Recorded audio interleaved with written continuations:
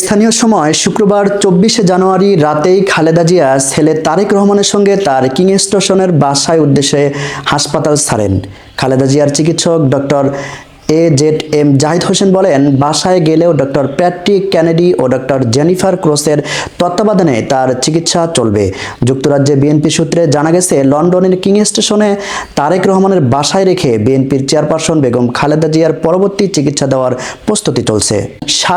সার্বিক ব্যবস্থা করা হয়েছে, সেই প্রস্তুতিও নেওয়া হয়েছে। এর আগে খালেদা জিয়ার জন্য দেশবাসীর কাছে দোয়া চেয়ে চিকিৎসক AZM জাহিদ হোসেন বলেন, এভাবে উন্নতি হতে থাকলে দ্রুত দেশে ফিরবেন বেগম খালেদা জিয়া। লিভার ট্রান্সপ্লান্টের বিষয়ে এখনও কোনো সিদ্ধান্ত হয়নি। ওষুধের মাধ্যমে চিকিৎসা চলমান থাকবে। বিএনপির চেয়ারপারসন বেগম খালেদা জিয়া দীর্ঘদিন থেকে liver cirrhosis, kidney, heart diabetes ও অর্থোপ্রাইটিস সহ নানা শারীরিক অসুস্থতায় ভুগছেন। ২০১৮ সালে দুর্নীতির এক মামলায় দণ্ডিত হয়ে কারাগারে পাঠানো হয় ৩বারের সাবেক এই প্রধানমন্ত্রীকে। কারাগারে যাওয়ার পর তার অসুস্থতা বাড়ে। এর মধ্যে সরকারের কাছে কয়েকবার দল ও পরিবারের পক্ষ থেকে খালেদা জিয়াকে বিদেশে চিকিৎসার জন্য নিয়ে যাওয়ার অনুমতি চেয়ে আবেদন করা হয়। করোনার সময় নির্বাহী আদেশে কারাগার থেকে মুক্তি মিললেও বিদেশে যাওয়ার অনুমতি দেয়নি তৎকালীন সরকার।